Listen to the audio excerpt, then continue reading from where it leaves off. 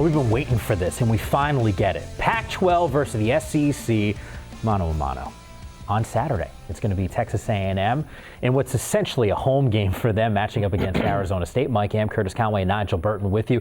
There's a lot of conversation about Mike Bercovici, who's now taken over the reins for Taylor Kelly. Nigel, in your mind, what's the one thing that he should be concerned about as he eyes down this Aggies football squad? Well, I'll tell you, one of the things that Texas A&M's tried to do to strengthen their program is to improve their defense. So they've spent a ton of money, a truckload, to bring in John Chavis from LSU and to bring all that pressure and the things that he brings with his defense. So the biggest thing they've got to do is try to contain and control Myles Garrett, an outstanding defensive end they have, broke the SEC record for all freshmen all time in sacks. So I don't care what they have to do, whether it's double team him, chip him with the running back, sing him a song. I don't care what you have to do, but keep him from meeting Mike Bercovici.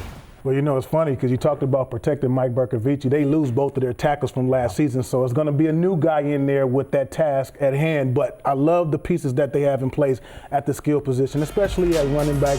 When you talk about Caleb Balaj now as running back and Demario Richard, two guys who have proven themselves as freshmen now have taken over and allowed DJ Foster to now move back to wide receiver. And Nigel, I'm going to tell you, man, when I was at training camp, watching DJ Foster run routes, he looked like he's been running routes like that since he was 8 years old. I mean, he looked like a pro running routes, and he took 2 years playing running back.